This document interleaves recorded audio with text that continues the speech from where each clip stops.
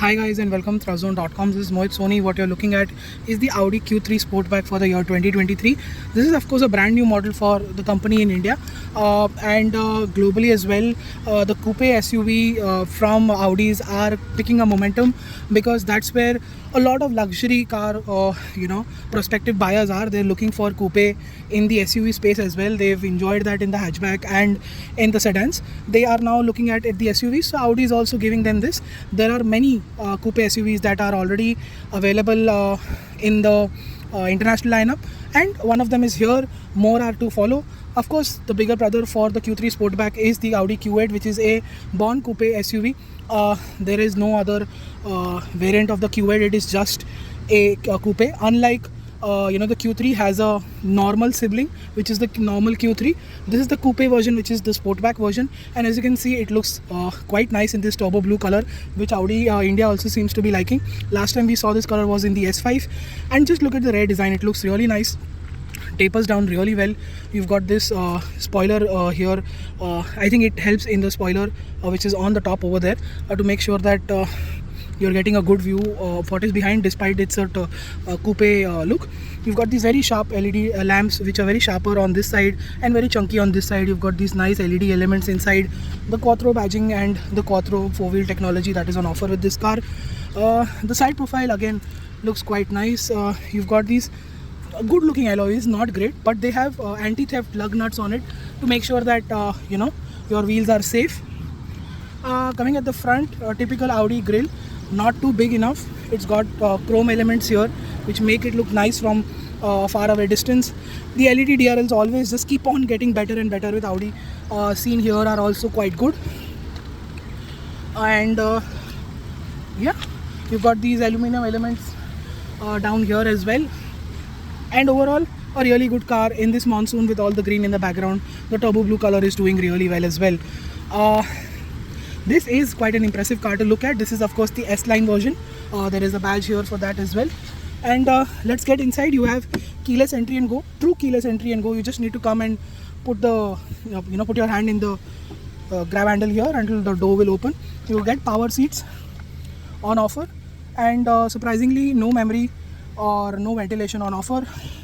This is the sort of new interior with the Audis that we've seen, and the virtual cockpit is on offer. You get this new dashboard layout, which removes the old dial from the past and makes them button for the front fog lamp, the rear fog lamp, and the button which controls the main light. Solid thunk from the doors, and this light here, if I press the button, as you can see, side lights are off, so you can control a lot of things from that one just auto button here. Cruise control stock is here. Yes, I think that makes it better, and you can control all the functions which you see here from this dial here, and the view can be changed from this button here. You can, on the top, you can go through all of that menus from this particular button here. These are for the audio controls. And this is the steering wheel button, which can be customized to whatever you want as a shortcut. And fuel gauge, good old temperature gauge, and that's the range, that's the connection for your phone. This touchscreen, as we've told you in the past, is very, very good, very, very unique in this segment because it feels like a click. So everything works really well. It's got great feedback, and these are the settings that are on offer with the car. You've got a very good sound system. Of course, the infotainment system is good. The instrument cluster is also quite good. The dashboard design, of course, is very new to an SUV here. It's tilted towards the driver, and that makes sure that you have accessibility. You are you're easing it. There is ease of use, and you can see everything from here itself. It's not much of a you don't need to come ahead like this to see that it is angled towards you. Typical drive select mode, rocker switches mode, buttons are here for traction control, start on off. We've got the parking sensor, you've got a wireless charger, space to keep the key, electronic parking brake. Surprisingly, auto hold is missing. You've got this cup holder here, small storage inside the armrest. Very nice, comfortable seats, almost wide enough, really comfortable for my large size as well. Both seats are electric, but there's no memory function, surprisingly. Glove box, which is illuminated but not chilled, surprisingly, And you've got a sunroof, which is not a panoramic unit, but it is big enough to be making sure that the light is coming in. It is openable, so you can open the sunroof whenever you want to. The new gear lever is also something that we are seeing for the first time in the Q3 Sportback. The AC controls are, as always, really well laid out. I really like the fact that this knob is for the AC fan and nothing else, so it makes life easier on the go to switch between any setting that you want. Like I told you, the music system is good. It's got an inbuilt navigation system as well. Settings, and you've got general settings here. You can see everything that can be set up from here. Connected devices are the ones that the list is here for all the devices that have been connected to the car. And system maintenance means factory reset or a software maintenance, software update as well. You've got announcements and sounds. You can set them accordingly. You can see your messages here if you allow access to the messages from your phone. You've got notification settings as well. You can see a lot of things that can be pop up on your notification, which can be accessed from here in the upper part. And then you go into car. Then you see car settings, which is the Audi Drive Select that is on offer. You get 4 driving modes here. Efficiency assist, it will tell you where to drive, how to drive. There is a bit of driver assist, which includes the speed warning, and there is a rest recommendation.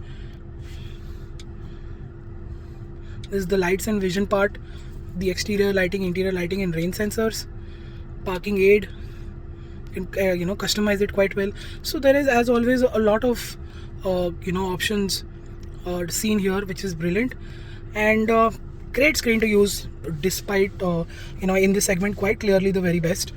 Now let's jump to the back. Behind my own driving position, you can see there is some space to keep some stuff here. The seat is adjustable. You sit quite low, but the under thigh support is quite good. Knee room and leg room is also quite good. Headroom is just about okay. It can be tight for taller passengers. No charging points there. AC vents here are on offer. You've got this net here, and of course the sunroof is still visible from the back seat, which is quite nice. Really like these new door handles that Audi is using. Door pockets are quite big actually, so you can keep a lot of stuff in them. You've got an armrest. You've got cup holders here, can holders here. Let's go and check the boot out. Electronic tailgate that is on offer. And there's a neat party trick here as well. You see these adjusters here. You can make the boot even more deeper with this. It is in the deeper setting. If you take it above this, it will take some more space, because there is now a proper space saver tire on offer, which makes things easier and convenient if you are in a situation of a puncture or something like that. Overall, a very nice big boot space. And yeah, that's the interior. As always, Audi's interior is top of the line. There are certain features that are missing on this car, but the quality, the fit finish, the layout, and the overall appeal of the interior is a very, very good. It's going to impress you at first sight. It is going to be impressive all the way through your ownership journey, and that is actually what people look forward to. So that is the interior exterior of the Audi Q3 Sportback. Now let's jump to the driving part. So what is the Audi Q3 petrol version like to drive? Because you're only getting a petrol, you don't get diesels anymore. The 190 bhp 320 Nm of torque engine is very smooth, very refined. It's the smoothest of the lot in the VW group. We've seen this engine in other VW cars as well, but it is the smoothest in the Q3. Refinement levels are fantastic. Drivability and performance is in ample. So driving it in the city on the highway, there is going to be no deficit of power at all. Even with 4 people on board, it should not be a problem whatsoever. And that is the big highlight, of course, as always with any luxury car. 0 to 100 in just 7 seconds, which is very, very impressive for a car of this size, and with just 190 bhp of power. So that is actually quite brilliant.